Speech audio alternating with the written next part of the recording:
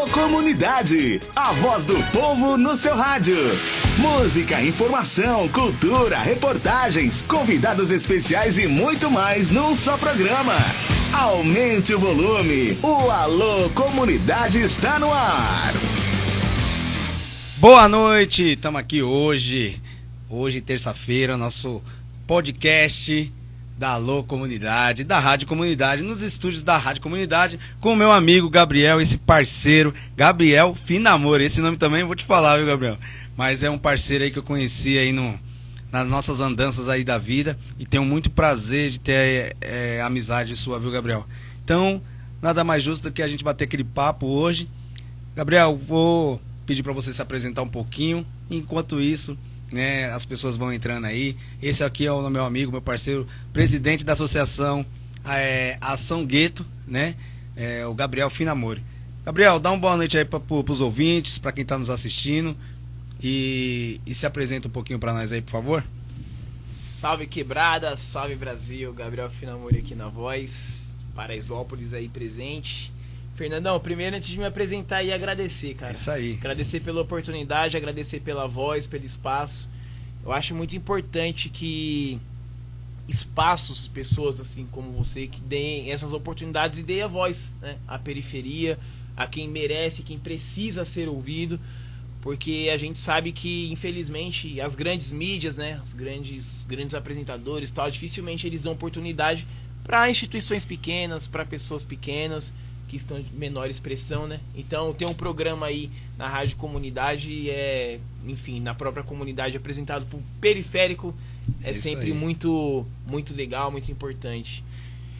Irmão, vou falar um pouco aqui, uma breve história, na verdade, porque... Essa história é longa, Gabriel? Tão novinho, pô, já a história é longa. Uma trajetória bem encaminhada aí, graças a Deus, mas aí também eu acredito que a gente vai batendo um papo aí durante o programa, e a gente vai contando um pouco mais aí dos relatos, das ações sociais, enfim. Eu sou um jovem periférico, venho da comunidade de Paraisópolis, zona sul de São Paulo. Sou filho de mãe nordestina, veio lá de Pernambuco tentar ganhar a vida aqui em São Paulo. Alô, mãe, te amo, Cleidinha, um beijo. Mãe nordestina que veio tentar a vida aqui em São Paulo, ganhou, né? Conseguiu aí um emprego, casou, né? Com meu pai, conheci meu pai no prédio, meu pai era zelador, minha mãe era doméstica, e aí se conheceram, casaram, formaram essa linda família. Eu, Saro, Daniel, o Miller também, que é o nosso irmão mais velho também, que morava lá com a gente, e é isso. E eu cresci em uma comunidade periférica, eu acho que eu acredito com a maioria das pessoas que acabam vindo aqui no programa, só que desde pequeno eu sempre me conformei muito com a realidade da periferia, cara. Tipo, pô, por que eu todo dia tenho que acordar, vou dormir, não tem água para tomar banho, a caixa d'água tá vazia, falta água dentro da quebrada, né? E você, como um líder também comunitário, você vejo sempre seus vídeos, você batendo na tecla, falando, tá aqui, ó, tá faltando, cobrando o poder público e tal. Isso é muito legal também, o papel que você faz. Isso me indignava muito, né? Eu falei, mas como que eu vou mudar essa realidade? É na política, é na educação? E eu enxerguei na educação a possibilidade de mudar aquela realidade, né? E aí foi quando eu consegui uma bolsa na faculdade, consegui 100% no ProUni. Um salve aí pros bolsistas do ProUni, que estão começando agora, principalmente aí o ano de 2023. Não é nada fácil, mas mantenham-se firmes de pé, que eu sei que vocês vão conseguir. E aí consegui uma bolsa na faculdade, estudar Relações Públicas lá na PUC Campinas. Um ambiente totalmente elitizado, totalmente difícil de sobreviver. Mas a gente que vem da quebrada, a gente aprende desde muito cedo, né, como viver nesses ambientes aí, e eu fui muito forte, resistente, e aí os demais pontos a gente vai contando durante o nosso bate-papo aí.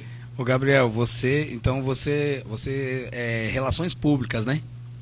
E eu vejo sempre você dando palestra e tal, e você ganhou um espaço nas relações públicas, uma notoriedade, né? Eu acho que juntou também a questão social, né? E essa questão da notoriedade que você tem nas relações públicas. Como que é esses convites que você tem, essas ações? Eu vi que você até viajou para outros lugares para palestrar, e eu acho muito importante porque você está levando o nome da quebrada para outros lugares. E como você vê essa questão assim, né, dessa visibilidade que você tem hoje nas relações públicas? Cara, muito importante esse seu ponto, porque a minha profissão sempre foi uma profissão de mulheres brancas e ricas, né?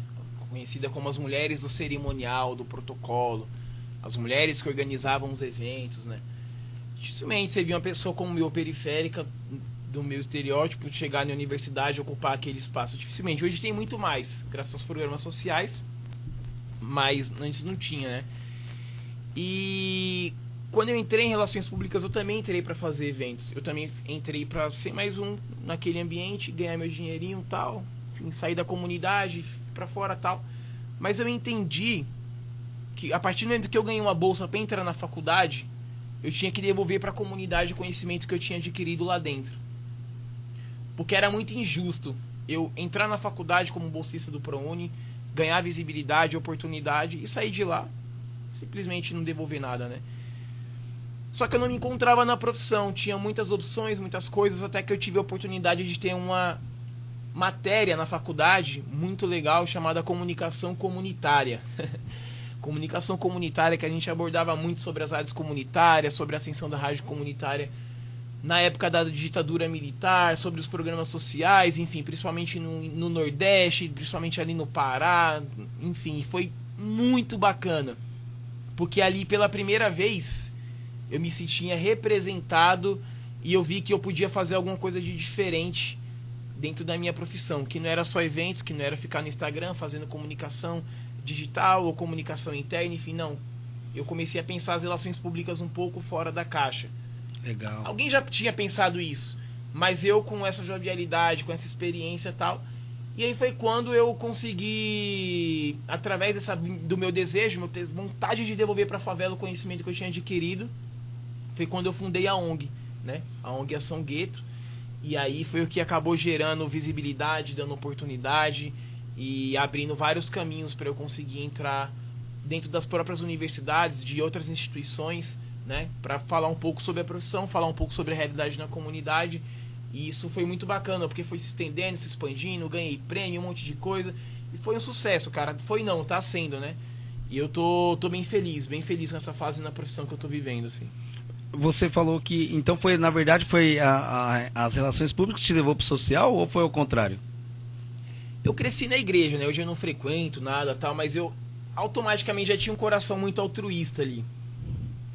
E as relações públicas comunitárias, ela acabou me potencializando nisso, me mostrou de forma organizada como que eu poderia aplicar o meu conhecimento no social.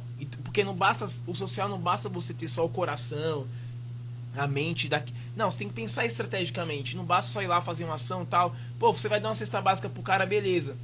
O cara não pode ficar dependente daquilo, saca? O cara tem que pegar a cesta, também tem que arrumar um emprego e tem que melhorar a vida dele.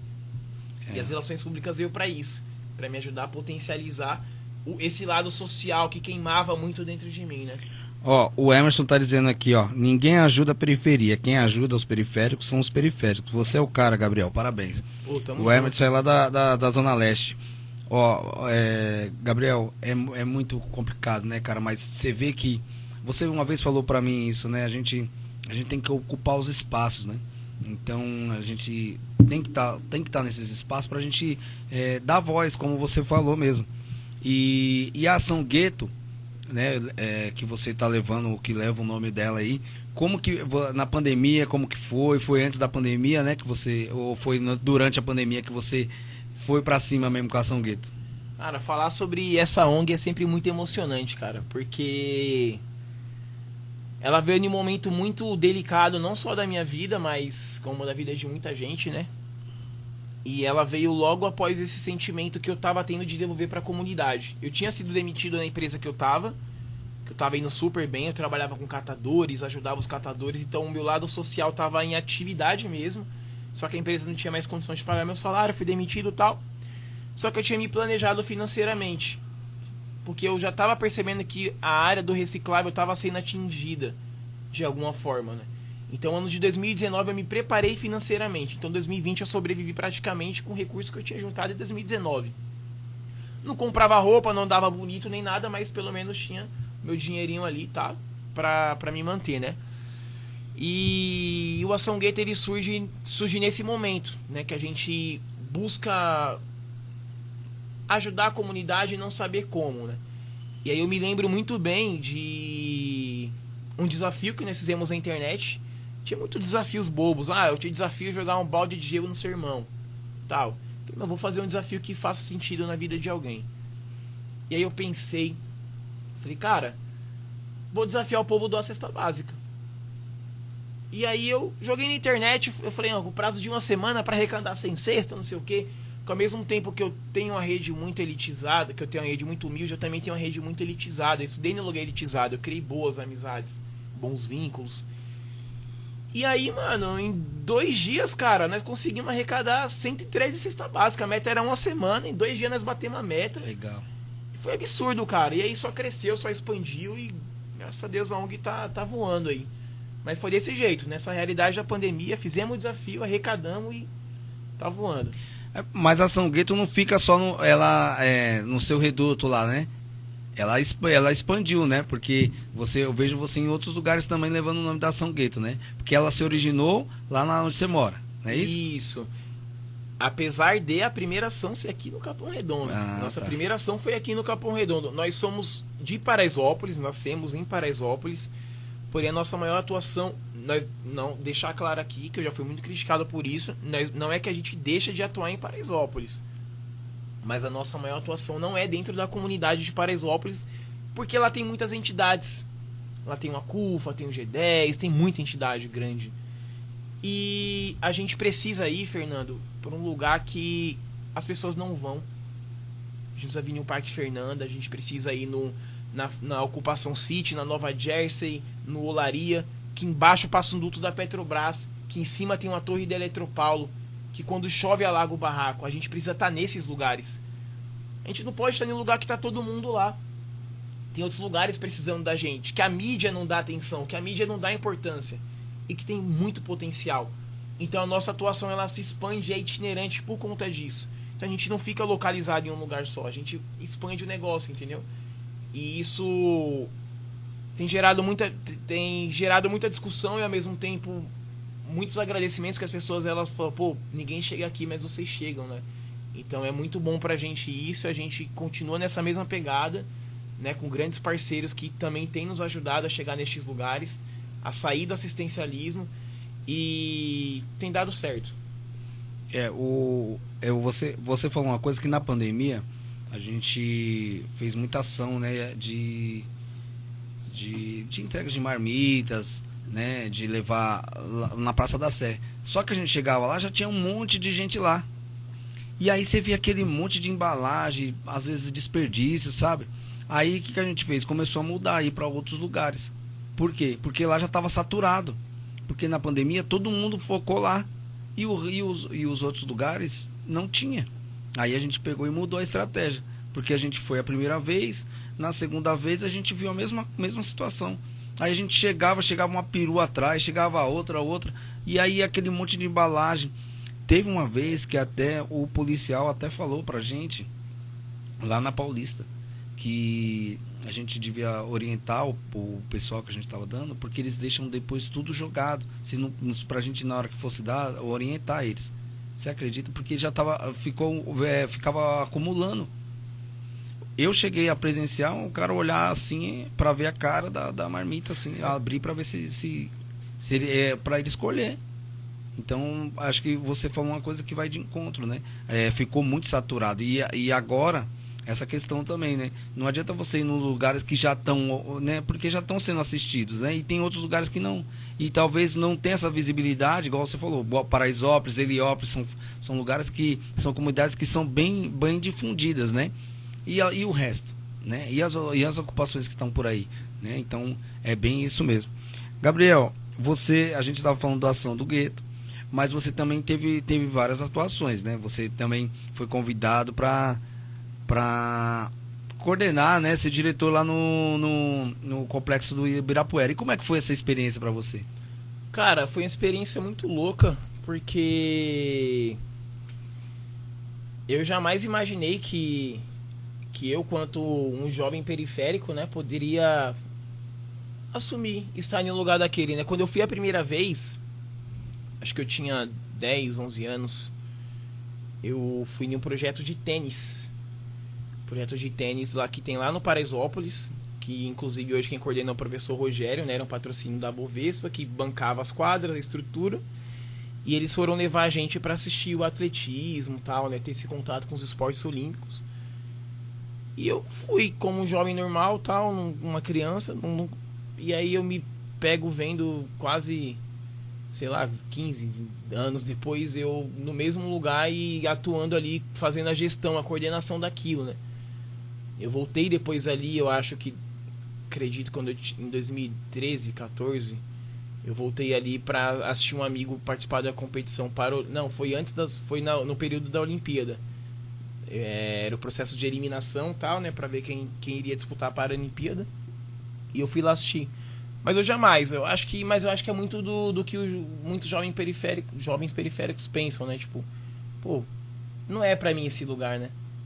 Acho que a gente passa em um palácio do governo, a gente passa na frente do Google, do prédio do Facebook, fala, cara, não vou ocupar, nunca vou ocupar esses espaços. Porque de fato esses espaços não foram feitos para mim, né? E na verdade não. Eu acredito que nós temos que ocupar todos os espaços, eu acredito que foi feito para nós sim também, e a gente tem que ocupar.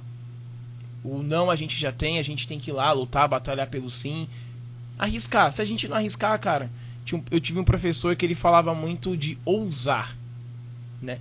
A gente tem que ser ousado, a gente tem que saber meter o louco.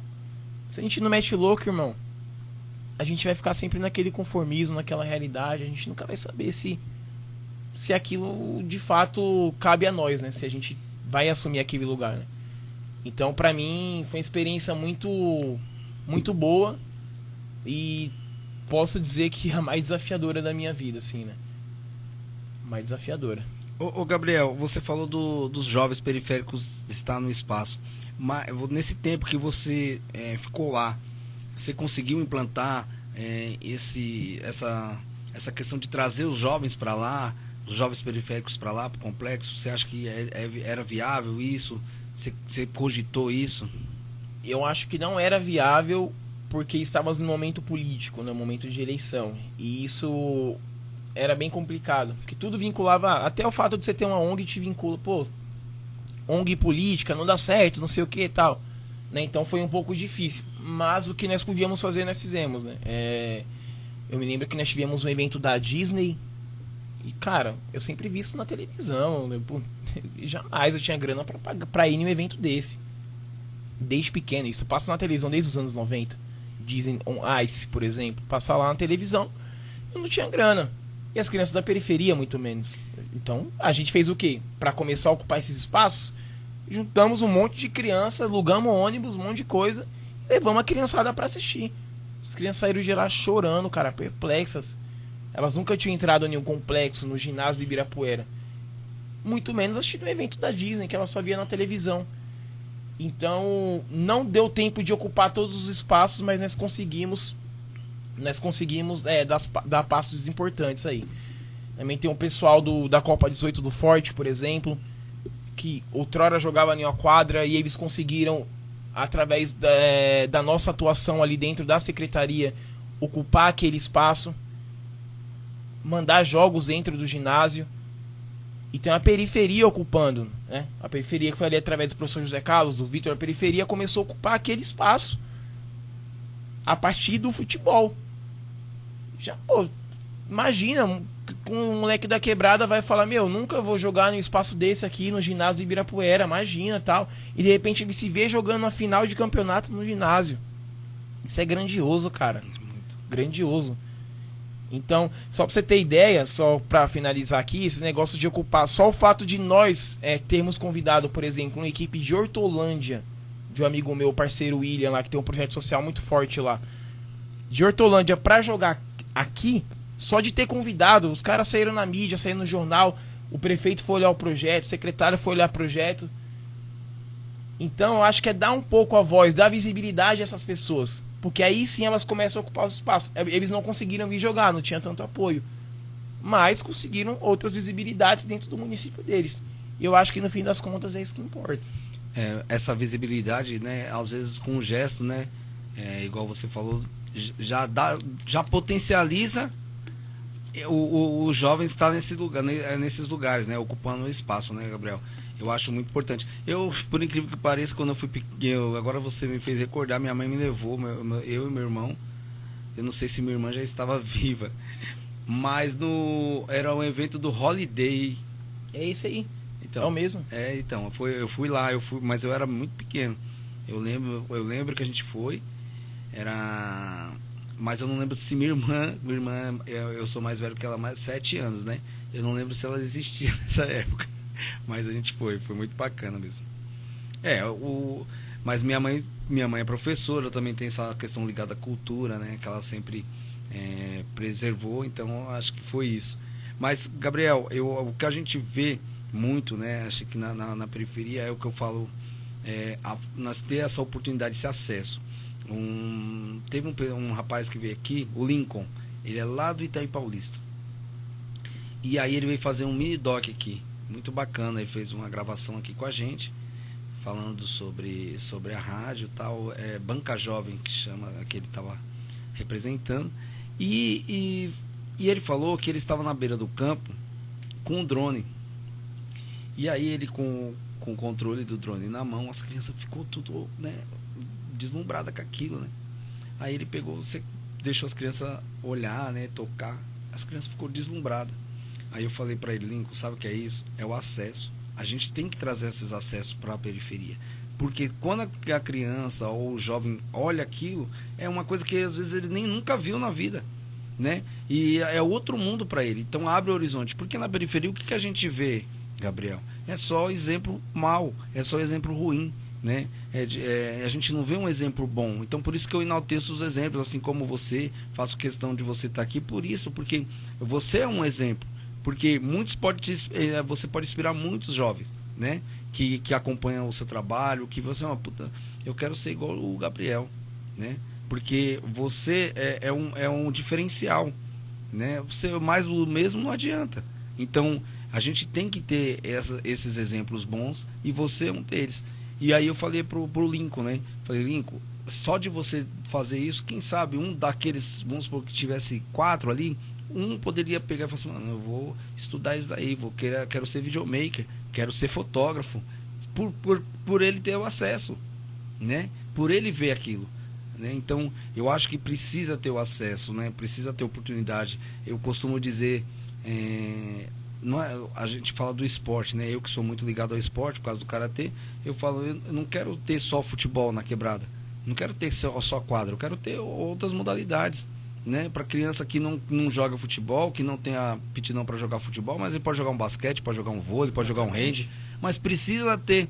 Agora por aqui você vai conseguir como, Gabriel? É isso, na periferia aí as crianças jogam bola por quê? Porque o importante é só ter a bola. É o único esporte acessível, né? Não é? É só ter a bola, nós colocamos o chinelo do lado do outro e faz o gol. Fez o gol. Entendeu? Agora, como é que você vai jogar um basquete? Né? Como é que você vai fazer a cesta? Como é que você vai jogar o vôlei? Precisa da rede. E não tem esses acessos. Fora as artes marciais, né? Você vai pegar nós estávamos tentando trazer o jiu-jitsu para aqui, para o Instituto SEDESC, né? Aí eu conversei com o professor, ele falou, Fernando, mas o jiu-jitsu precisa do kimono. O kimono é mais ou menos uns R$500, R$600. Caramba. Então, como que uma criança carente vai conseguir esse kimono para treinar?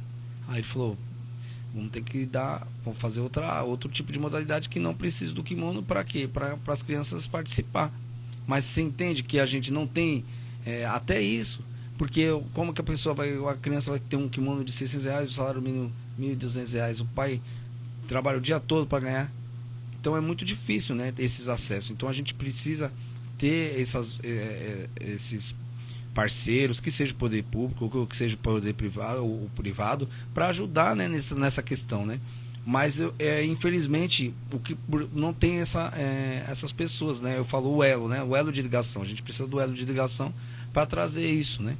E infelizmente a nossa quebrada fica esquecida, porque aí não tem o kimono, aí não vai treinar.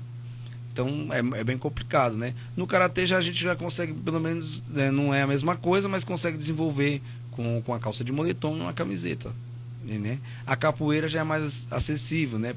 A pessoa, uma camiseta, uma calça já era, mas o jiu-jitsu, o judô já é mais complicado, né? O Muay Thai é mais fácil, que é só o short, né? Então, essas coisas também a gente até tem que se preocupar até com isso, né? Porque eu, numa reunião com ele, eu falei, eu queria que ele trazesse o jiu-jitsu. Aí ele falou isso pra mim. Aí eu falei, pior que é verdade, né? E no jiu-jitsu e no judô, não tem... Porque como que ele vai segurar pra agarrar, né? Porque a luta é agarrando, né? Então, pra eles é bem difícil. Então, essa questão do acesso até é bem complicado pra gente, da periferia. Porque a gente precisava, o quê? Do olhar mais atencioso pra cá, né? Nessas questões, né? E, infelizmente... Não é o que eu falo. Aí as crianças que não precisam têm um acesso pro centro para lá, do Itaim para lá, né? Aí consegue ter o acesso. Aí tem as pessoas até doam. O projeto geralmente ainda já dá o kimono. Então, e aqui a gente não tem isso. Então parece que é invertido, sabe, Gabriel? Não sei se você sente isso também. Totalmente. Né? Eu acho que eu costumo dizer que as quebradas têm as mesmas dores, sabia, Gabriel? A dor que eu sinto aqui, você sente no Paraisópolis, que sente no Heliópolis, que sente no Campo Limpo. Eu acho que as mesmas dores da periferia são iguais. Eu não sei se você concorda com isso. Não, concordo, porque isso que você disse do esporte, é um pensamento que eu tenho que é muito parecido, mas isso pensando assim nos cursos e até nas profissões, né? É como você falou, só parafraseando aqui, por exemplo, você disse do esporte, a criança não quer ser só jogadora de futebol, ela quer jogar rugby, ela quer fazer jiu-jitsu e tal. E na vida profissional a mesma coisa, né?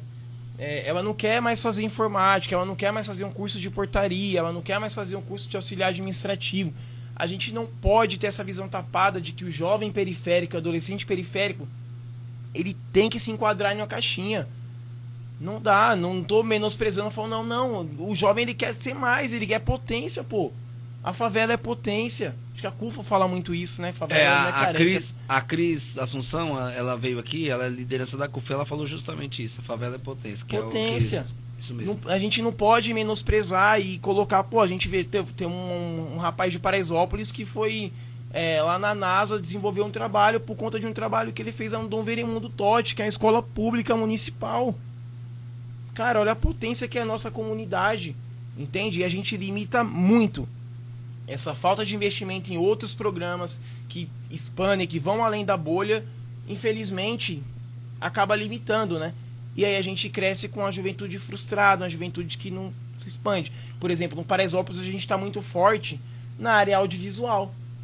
Muita gente trabalhando na produção de cinema, o projeto Criar lá, tal. Muita gente trabalhando com isso. Porque se tornou também um atrativo, uma fonte de renda. Né? O cinema periférico ele começou a engrenar. Né? Hoje você vê a Netflix, tal, os programas dando voz e visibilidade a filmes dentro da periferia.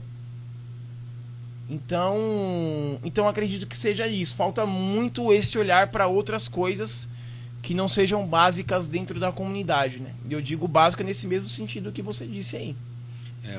O esporte eu tava falando isso com as crianças aqui esse dia numa palestra sobre isso. Eu falei assim, o esporte ele abre muitas portas, sabe, Gabriel? O esporte ele abre muitas portas. Mas eu falei para eles, vocês têm que usar o esporte e não só o esporte, todo conhecimento, sabe, Gabriel? Esteja preparado, né? Esteja preparado. Eu falei assim, busca a informação, busca o conhecimento para você estar preparado quando a oportunidade chegar, você abraçar, né? Aí quando chega a oportunidade você não está preparado, não adianta. E infelizmente, assim, o que eu percebo você uma vez me perguntou isso, né? A gente numa entrevista lá da rádio Showtime, né? Você falou assim, Fernando, você, assim, na sua experiência, você tirou alguém do crime, ou alguém não foi pro crime? Não sei se você se recorda. Sim. E eu tava falando justamente, um exemplo que eu falei, quando as pessoas fazem, começa do início, assim, bem precoce, de 5, 6 anos, 7, as crianças já mudam, elas não vão para esse lado, né? E porque eu falo, é muito difícil tirar do crime, é muito difícil. Então, quando a gente fala do esporte, a pessoa não vai, ela não vai conseguir se bandear pro outro lado, porque ela já tem uma disciplina, né? E eu acho que é todos os esportes, viu, Gabriel? Porque eu não me recordo, tipo, assim, um cara que era do esporte que foi para outro lado. sabe? É muito difícil. Eu sinceramente, eu não tenho assim em mente nenhum caso assim. No karatê, nas artes marciais, piores, né? Porque a disciplina é muito rígida, né? Porque a origem é japonesa, então lá é bem rígido mesmo. Então a hierarquia tem esse respeito, então é bem complicado, né? Então eu acho que se focasse nos esportes, igual a gente agora está com as escolas no período integral. Um dos projetos que eu acho que poderia ser implantado é a questão de ter essas atividades, de ter mais modalidade, porque a criança vai ficar mais tempo na escola, podia usar para ir fazer uma aula de música, ou né, uma modalidade cultural, né, uma questão voltada ao esporte, não tem problema, mas eu acho que poderia eles incorporar nas escolas que tem um período integral esse tipo de projeto, né, uma horinha para a pessoa fazer, o jovem fazer, né, o que gosta, uma coisa que tem aptidão, acho que seria muito, muito válido, né? Mas eu não sei, parece que só colocaram as crianças, só aumentaram o período das crianças dentro da escola, com a questão da merenda, né? Da alimentação, mas esqueceram o mais importante, que é o ensino, né? Eu não sei lá no Paraisópolis como que funciona essa questão, não sei se você já tem escola lá perto que está nesse período, você sabe? A gente tinha, na verdade, estava para implantar essa modalidade, se eu não me engano se chama PEI. Eu me lembro que até fiz um vídeo fazendo essa crítica, porque muitos adolescentes, muitas crianças ali, eles são jovens aprendizes, eles trabalham. E como você falou, não adianta só deixar o jovem na escola para ele não ficar ocioso. Ele tem que ficar o período integral na escola, mas ele tem que estar produzindo. Tem que ter a merenda, não adianta dar o todinho com sucrilhos, não adianta só isso. E muitos desses jovens, quando você coloca esse cara pra ficar esse período, ele deixa de trabalhar, que ele quer trabalhar, ele quer comprar as coisas dele também. Né? Então acaba sendo, na verdade, uma discussão muito ampla, assim, né? Dos que querem, dos que não querem. Eu prefiro que meu filho fique na escola, prefiro que meu filho trabalhe, mas se meu filho não trabalhar, quem vai colocar a comida em casa? Eu, por exemplo, nunca fui o cara dos estudos. Sempre fui o cara do trabalho, que trabalhou, aquela coisa toda e tal.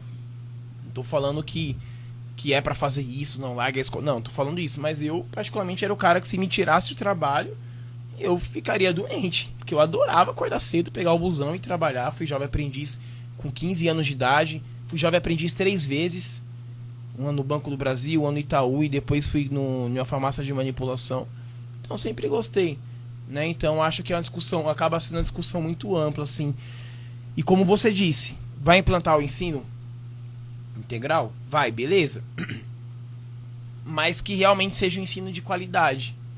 Que realmente tenha pessoas capacitadas para lidar com aqueles adolescentes, pessoas capacitadas para ensinar, para colocar a comida para eles, enfim. Porque não pode ser só uma coisa tipo de deixar lá por ficar. Porque você acaba quebrando a outra ponta da sociedade, entendeu? Então, aí não tá produzindo, né? Igual você falou, aí às vezes podia estar trabalhando, não tá, por causa da escola. Ó, pra você ver, o ano passado, lá em Itapecerica da Serra, tinha um menino lá, o Danilo, um abraço, Danilo. O Danilo falou assim: Fernando, eu só consigo vir treinar à noite, porque o período da integral de manhã é das 8, acho que é das 7 às 14, né? E a noite se eu não me engano, da 1 até às 8. Acho que é isso, se eu não me engano. Então aí ele não conseguia treinar. Ele só conseguia treinar se fosse à noite. Porque os dois horários prejudicava ele. Ou ele era cedo ou era tarde. Aí é quando o cara vai querer largar a escola, entendeu? Assim, eu acredito que o modelo ele é consistente, mas não é aplicável em todas as situações. Então, por exemplo, no Paraisópolis nós temos o Maria Zilda e o Etelvina um lado da outra. Aplica nenhuma, não precisa aplicar nas duas, entende? Porque quem quer trabalhar, ter essa condição, tipo, de depois do trabalho ir pra escola ou vice-versa tal, pode escolher, entende? Aí você não tira esse cara da escola. E nem a única fonte de renda dele, que é o trabalho. Ó, o Michael é lá do São Bernardo. Um abraço, Michael, um beijo. Esse cara aqui, ó, multicampeão, viu, do karatê. multicampeão, é um cara fenomenal. Eu tive o prazer de fazer participar de um treino dele antes de ir pro campeonato em Brasília. Acabei me machucando, que ele forçou um pouquinho, mas, é um cara muito... Foi campeão, não sei nem quantos títulos ele tem, viu, o Gabriel? É sul-americano, eu acho que até mundial ele tem. E é um cara muito, muito do bem. Então, um abraço, Maicon. Então, lá em São Bernardo tem um centro esportivo, não sei se você sabe. Centro de excelência, De excelência, né? Que era lá no ginásio. Pois é, tá lá, top. Eu ainda não treinei lá, mas é top, viu? Dizem que só tem um lá no Ceará que é assim também, mas é só do karatê meio top também, top. E isso que a gente queria, né? Isso que tinha que ter esses centros assim, né? Eu apesar que, lá no Centro Olímpico, em 96, 95, eu treinei lá. Eu era da Seleção Paulista, então no sábado tinha um treino da Seleção Paulista. Isso não podia faltar. E era lá a gente treinava em cima de uma lona, Gabriel. Caramba. Era um tablado assim, só que era lona, sabe? Nossa, mano. Era fogo. Queimava. Na hora que a gente deslizava, queimava o pé. Mas você não podia faltar, porque você era da seleção. E eram os treinos. E o técnico da seleção era o Manuel Lopes, um cara, mano, de comitê, era top. Então, mas eu acho que devia ter esses espaços, sabe? Não só esses núcleos, sabe? Mas também na periferia. Né? Isso que é da ponte para cá ter um núcleo, na Zona Leste ter um núcleo desse. Porque aí a gente consegue, né, ter esses espaços para a gente fomentar os atletas. Mas o que eu vejo é que o esporte, é o que eu falei, parece que ele só foca num determinado esporte, né? E visando o lucro, né? Isso que é o problema, né? Porque igual, quando o esporte não é olímpico, já é complicado para você ter patrocínio, né? Porque não tem tanta visibilidade. Então, o que a gente fala do cara do futebol, mas o atletismo também tem bastante apoio. O atletismo é uma das modalidades que tem bastante apoio. O vôlei também, né? Então. Hoje em dia é muito forte. A Nani entrou aqui. A Nani é a nossa locutora aqui, é a estrela do show da manhã. Eu falo, é a estrela do show da manhã, das 10 a meio-dia. Ela tá internada, não pôde comparecer. Ela sempre tá aqui comigo, viu, Gabriel? Sempre tá me ajudando. Um beijo, Nani. Boa recuperação aí pra você. Boa recuperação aí, Nani. Ela tá aqui, quando ela vem aqui, faz o programa e volta aqui à noite só para me ajudar a ficar aqui, a trazer a aguinha para os convidados, mas infelizmente hoje ela não pôde estar aqui com a gente. Mas eu agradeço mesmo assim e um beijo no seu coração, né? Então, Gabriel, a gente falou um pouco da ação do gueto, falou um pouco da sua experiência lá no esporte e a gente vai entrar um pouquinho no social, assim. Porque o social é como você falou, não é só a questão da assistencialismo, né? De a gente pegar, dar a cesta e depois, né? Então, a ação gueto, ela tenta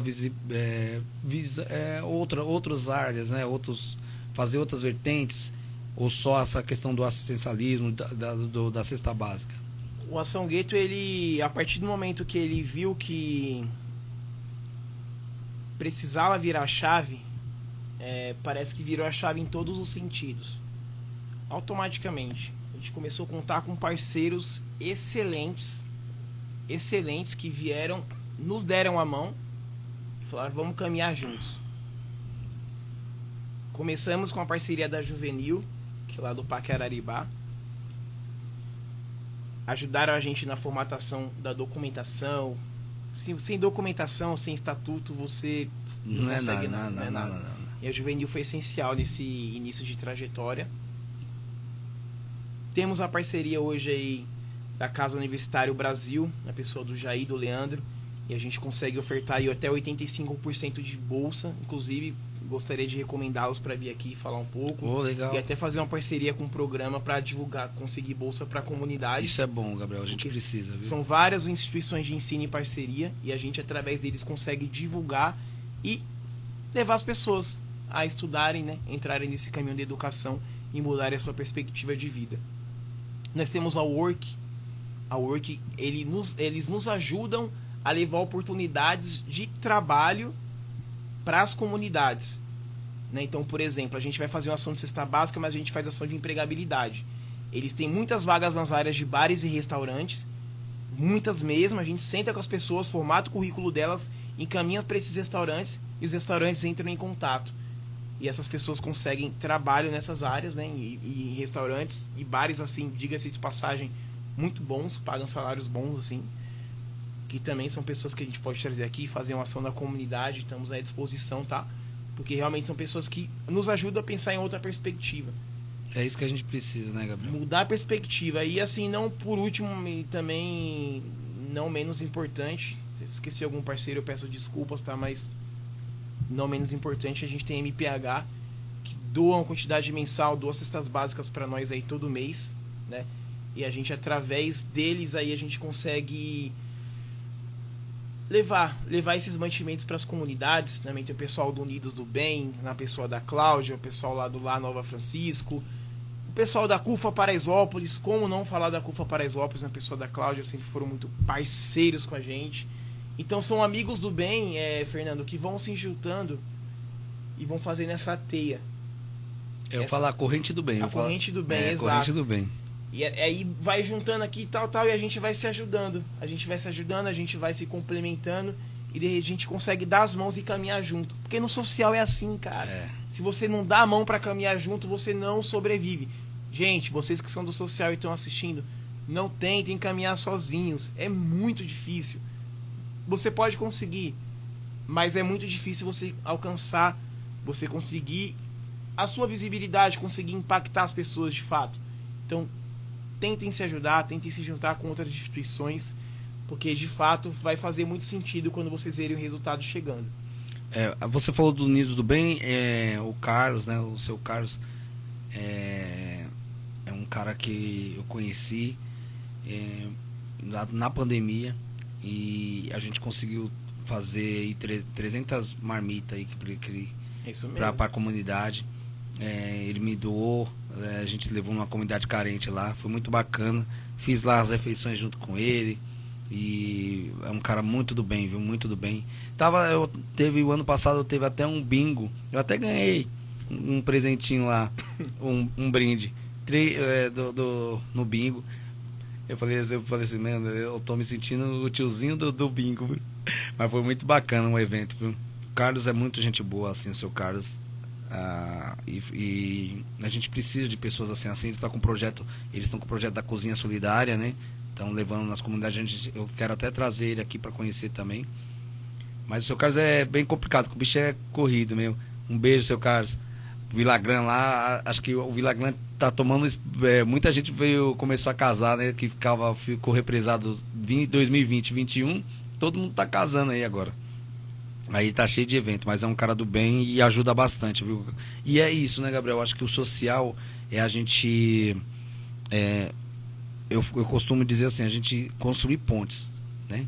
A gente não construir muros, construir pontes, deixar o ego de lado, né? E ir pra cima, cara. A gente pegar, tá precisando, ou você pode me ajudar? Você não pode, mas eu conheço alguém que pode, né? É isso, né? Essas pontes, não... Porque às vezes a pessoa fala assim, não, mas aí vai me prejudicar. Não vai prejudicar nada. Você está potencializando o outro, automaticamente você está se potencializando. Exatamente. Né? Eu não consigo entender isso, Gabriel, como as pessoas não entendem isso, né? Aí fica esse ego, né? E atrapalha muito, né? Minha associação é melhor do que a sua, eu faço um projeto melhor do que o seu, você não faz isso, estamos todos no mesmo barco, né? Se você ajudar, vai potencializar, vamos se unir, vamos fazer uma coisa acontecer, né? E não, as pessoas ficam, não, eu vou falar uma coisa que eu percebo, sabe, Gabriel?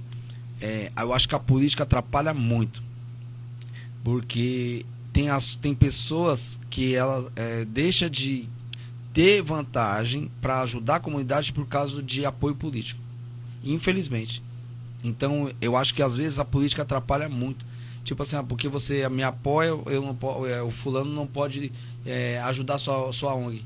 E aí acaba atrapalhando. Às vezes a pessoa queria ajudar e não ajuda por causa da questão política. Então, acho que isso atrapalha um pouco, viu, Gabriel? Não sei se você sente isso no meio social. Eu sinto. Esse ano de eleição mostrou muito isso, né?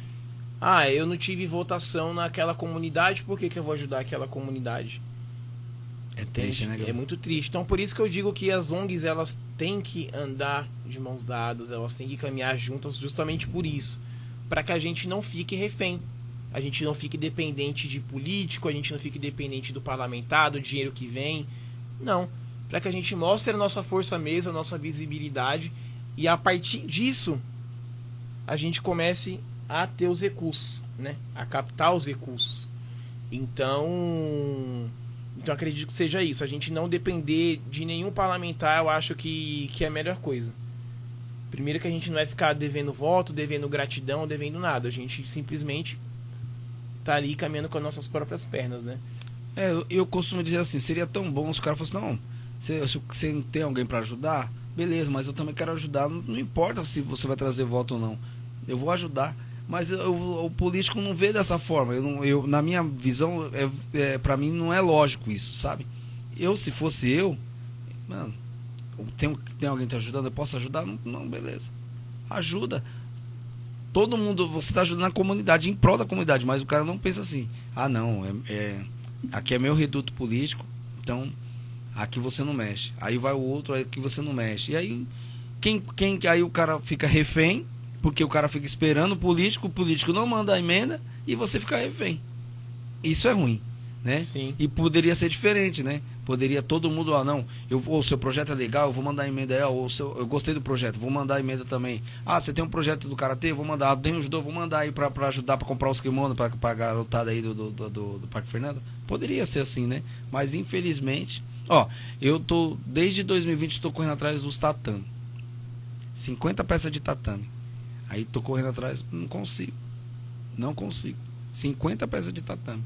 Aí tô vendo até com os empresários, porque acho que no privado acho que é mais fácil. Muito mais. Do que no público, viu, Gabriel? É o que eu te falei, a gente tem que caminhar junto, caminhar com as próprias pernas, porque, por exemplo, de novo, o mesmo exemplo da teia do bem, né? Da corrente do bem, não sei como a gente pode chamar aqui.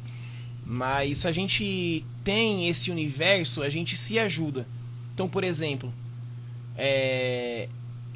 em 2021, a gente falei da Juvenil, citei aqui, por exemplo, eu recebi um e-mail na Caixa, eles doando o mobiliários, mesas novinhas, tal, puta estrutura, tal. Eu não tinha registro, não tinha nada, mas a outra associação, a Juvenil, tinha. Passei para eles conseguiram. Doaram um móvel pra gente, tal, mas eles conseguiram arrecadar e conseguiram distribuir para as outras ONGs. Mas eu recebi um e-mail aleatoriamente, que eu nem sei porque eu recebi esse e-mail. Mas chegou na minha caixa de entrada, a associação foi contemplada. Se você tem uma rede do bem, às vezes uma associação não precisa de um tatame, mas ela ganhou o tatame. E ela te dá o tatame. Oh. Mas ela precisa de cesta básica, e você tem 1000 cestas básicas. E você não precisa de 1000, você só precisa de 300. Você dá 700. Então, você acaba ajudando quando você tem essa teia. Então, acredito que seja isso. Caminhar de mãos dadas, caminhar junto para não depender de parlamentar. Para que a gente consiga realmente alcançar nossos objetivos. Senão, difícil. Vai ser sempre isso. Esperando de eleição, 3 anos sem fazer nada, ano de eleição vai lá, te dou lá 5 mil reais, você faz um projetinho na sua comunidade, mas você é me obrigado a dar 5 mil votos. Você chutei alto, sei lá, 500 votos. É assim que funciona. Em 2 em 2 anos, né, Gabriel? Em 2 em 2 anos. 2 em 2 anos, né? Chutei alto, 4, hein? Não, eles aparecem 2 em 2, infelizmente. Eu falo assim, a política não se faz no ano da eleição, né? Eu costumo dizer isso, a política se faz no pós-eleição e o que antecede. No ano de eleição você só vai ser mais um, sabia, Gabriel? Sim. Porque vai aparecer um monte prometendo mundos e fundos, né? E infelizmente, acho que eu vou te falar, pelo que eu ando aí na rua, as pessoas estão cansadas disso, sabia, Gabriel? E são muito desacreditados os políticos por isso, porque tá muito cansado, né? Tá desgastante, é a mesma coisa sempre, né? A gente quer mudança, né? A população quer mudança, né? E eu não sei mas eu costumo dizer, da ponte pra cá a gente é muito esquecido, cara. Totalmente. Então a gente tinha que ter algo mais voltado para a comunidade, que é onde que mais precisa, que mais necessita. É isso que não dá para entender, né? É onde que mais precisa, que mais necessita, que devia ter mais atenção, é os menos favorecidos pelo poder público. É porque não tem visibilidade, né? Aí é o que eu falei no começo da nossa conversa aqui. Por que eu vou ajudar uma comunidade que não tem nada a me oferecer politicamente, visibilidade. Por que eu vou ajudar essa comunidade? Sendo que eu posso ajudar um Paraisópolis, que eu tenho aquele prédio com não sei quantos andares, todos os andares têm piscina, do outro lado você olha a favela que não tem nem caixa d'água, o pessoal tomar banho caso falte água, porque falta água todo dia. Por que eu vou ajudar? Sendo que essa comunidade, Paraisópolis, por exemplo, tá na mídia, tá notícia internacional, tem a foto, aquela foto memorável que ganhou o prêmio de desigualdade social, por exemplo. Que os prédios, né, luxuosos de um lado e a favela do outro. Exatamente, exatamente. Então, todo mundo quer ajudar lugares como esse, como Heliópolis, né? Outras, eu não vejo outras assim, tendo essa ascensão. Talvez o Capão Redondo, pela visibilidade que o Racionais talvez tenha dado alguns anos atrás. O Jardim Ângela também, de alguma forma. Mas outras eu não vejo. E eu não vejo por conta disso, porque acaba não tendo retorno para a mídia, para o governo em si, visibilidade no Instagram e tal. Então eles não investem, né? Não investem o tempo, não investem o dinheiro, não investem nada, porque não faz sentido para eles, entendeu? Realmente isso é uma pena. É uma pena, né, Gabriel? A gente queria que fosse diferente, né, Gabriel? A gente queria que tivesse governantes que tivesse esse olhar para a comunidade, né? Principalmente para os mais vulneráveis, né? É igual a gente vê a questão eu falei da questão da Praça da Sé, né? A população de rua aumentou muito, né, cara? Muito. E você já fez ação assim, Gabriel, com o pessoal de população de rua? Já fiz, mas não na Praça da Sé. Justamente pela quantidade de pessoas que habitam ali, que vão levar também marmita. E eu acredito que nós fizemos alguns momentos em Santo Amaro e naquela região ali da Roberto Marinho ali, sabe? Mas em Santo Amaro a gente foi levar ali perto da igreja e tal, né? E aí tinha mais 3 carros atrás, né, da gente, e já tinha vindo 2. Aí a gente tava com a marmita simples, a gente arrecadou tal, o cara falou assim, pô, cara, não vou pegar não, é linguiça, tipo, já comi, tipo, até costela hoje, pô, tipo, desdenhou, assim, tipo, deu uma risada. Então, era a quinta marmita que o cara ia pegar à noite. Então, falta muita atenção também das instituições. Até que ponto as instituições querem ajudar? Querem impactar? Porque ganhar visibilidade de Santo Amaro, pô, é legal. Na Praça da Sé é legal. Mas tem tantos outros lugares. Você vem aqui no Capão Redondo, pô, embaixo aí de Viaduto, na Caldeira Filho, ali um monte de coisa. Tem um monte de gente morando na rua. Mas ninguém ajuda lá. Ninguém ajuda, porque não tem visibilidade. Vai postar no Instagram. Ninguém vai encontrar Caldeira Filho. Vai encontrar Praça da Sé. Espectadores, 30 espectadores na Praça da Sé, 30 curtidas a mais que você tem. Então falta também um olhar atencioso das entidades para lugares que de fato precisam. E elas não olham, porque a visibilidade é o que mais interessa, porque aparecer na mídia é o que interessa, e não de fato ajudar. E isso dói. Dói porque tem muitas pessoas do outro lado passando necessidade. E muito. Muito. Foi uma coisa que eu falei, né, quando eu falei pra você que a gente mudou a estratégia, que o pessoal tava indo lá pra Praça da Sé.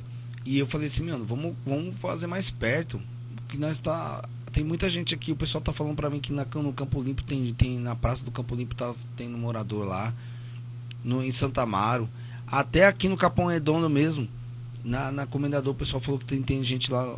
É melhor a gente ficar mais pra cá, porque lá a gente já tá vendo que tá saturado, né? Todo mundo tá ajudando lá e esquecendo daqui. Então aí a gente mudou a estratégia e começou. E igual na pracinha do Campo Limpo, aumentou muito o número de moradores de rua lá, sabia? Muito, muito. Isso em 2020. E esses dias eu fui pra lá e eu vi também bastante gente. O pessoal vai perdendo emprego, né? Não tem como mais bancar o aluguel. E aí, infelizmente, vai indo pra rua, né? Vai indo pra rua, leva os seus familiares, e aí a gente vê essa situação que a comunidade tá, que as pessoas estão, e é muito triste mesmo. E até um apelo aqui, pra quem tá assistindo, gente, não pare de doar para as instituições. A pandemia passou entre aspas, mas a fome continua, a pobreza continua, tem muita gente passando necessidade, tem muita gente que ainda tá perecendo. Então a gente precisa muito. Eu digo a gente porque o Fernando é do social também, 100%. Nós precisamos muito, né, Fernando? Muito, muito da ajuda de vocês. Muitas das doações, né? Então não parem de doar, tá? Nem que seja, pô, Gabriel, só posso dar 10 reais por mês. Pô, irmão, da hora, legal, mano. 10 reais por mês é isso, tá ligado? É isso, mano. Porque o outro dá 10 também, o outro dá 10, aí já é 30, 40, 50, pô, daqui a pouco é 1.000. Entende? Então cada um é uma formiguinha, vai doando, vai juntando um pouco e tal. Então não parem de doar. Como disse, a pandemia passou, mas a fome continua. O Gabriel, eu falo que assim, a pandemia ela só escancarou o buraco que já tinha na periferia. Ela só aumentou o buraco. Porque o buraco estava ali, sempre existiu. Só que com a pandemia, esse buraco ficou grande pra caramba, né? Então, acho que escancarou de vez, né? A gente fala que, igual você tá falando, né? Não importa, continua fazendo um pouquinho de cada ajuda, né? Um pouquinho de cada vai fazer a diferença, né? Se você doa um pouquinho, que seja de coração, o outro também. Porque, Gabriel, eu vou falar, antes da pandemia, eu recebia muita doação. Eu recebia. Fernando, ó, eu comprei uma cesta. Você que sabe quem mais, eu quero dar para quem precisa mesmo, tá bom? Só você me falar.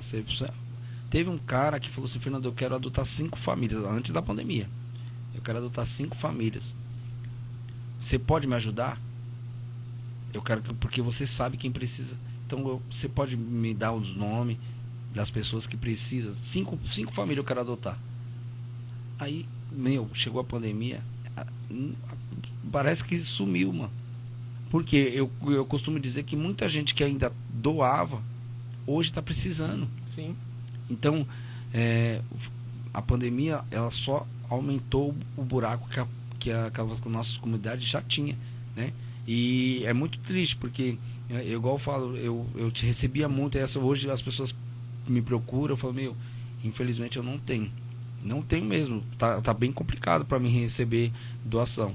Aí eu falo, Fernando, que eu tô precisando para uma família que eu falei assim, a gente vê o que a gente faz aí, dá um pouquinho de cada, mas tá bem complicado. E antes não, antes da pandemia, as pessoas me procuravam para dar. E eu só era o intermediário. Fulano tá precisando, fulano tá precisando. Hoje, zerou total. Olha, eu quero agradecer aqui, viu, Gabriel, que já chegou ao fim do nosso programa. Uma hora passa rapidinho. Rapidão, meu. Mas eu vou deixar aqui para você fazer as considerações finais, mandar um beijo, falar pro pessoal, falar suas redes também para seguir. E muito obrigado mais uma vez, viu, Gabriel? Que isso, meu irmão. Eu que agradeço mais uma vez pela oportunidade. Ressalto mais uma vez a importância de ter espaços como estes nas comunidades para dar voz, para dar visibilidade e oportunidade a quem de fato precisa e merece. Então, parabéns pela coragem, parabéns pela disponibilidade. Está aí fazendo a gestão disso aí, eu tenho certeza que não é nada fácil, né?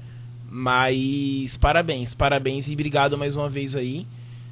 Mandar um abraço aí para todos os parceiros, familiares, para todo mundo que acompanha o nosso trabalho, amigos também que gostam, que sabem que a nossa luta ela é verídica, que a nossa luta ela tem um propósito, ela tem um ideal, né? Então, para nós é muito importante ter vocês do nosso lado. Não precisa nem me seguir na rede social não, mas se puder seguir lá a nossa ONG, né, a Cão Underline Gueto, já ajuda bastante. Lá no Instagram, a Cão Underline Gueto, pode seguir a gente e acompanhar nosso trabalho, acompanhar nossa atuação, né? A gente está com atuação aí nesses dias arrecadando algumas fraldas para um rapaz que eu acho que ele tem a minha idade, tá com câncer na medula óssea. Nossa. Muito triste. A gente está arrecadando a fralda tamanho G. Estamos arrecadando também uma cadeira de rodas. Na verdade, conseguimos arrecadar através da Ale, lá do Lar Nova Francisco. Ale, obrigado. Conseguimos arrecadar lá a cadeira, né? E essa cadeira vai para uma pessoa que está em estado de vulnerabilidade, que está há 3 anos na fila do SUS, esperando a vez chegar para colocar uma prótese, acabou engordando um pouquinho e a cadeira já não dava mais. Mas como eu disse, esses parceiros do bem aí nos ajudam a caminhar, seguir firme e nos ajudar a impactar mais pessoas, né? Então, obrigado a todos. Tenham uma ótima noite. Rádio Comunidade aí, obrigado pelo espaço. Tamo junto. Conte sempre comigo, com o nosso projeto. E vamos que vamos. É isso aí, Gabriel. Obrigado mais uma vez. Obrigado a todo mundo que acompanhou aqui. pelo Instagram. Obrigado aos ouvintes que acompanharam pela Rádio Comunidade, pelo site da radiocomunidade.com.br. Os parceiros que estão aqui, que sempre me ajudam nessas ações também, viu, Gabriel? Esses parceiros que eu coloco aqui são parceiros que, apoiadores, que na hora que eu preciso para uma cesta, uma ação, eles sempre estão comigo. A gente fez aí a ação da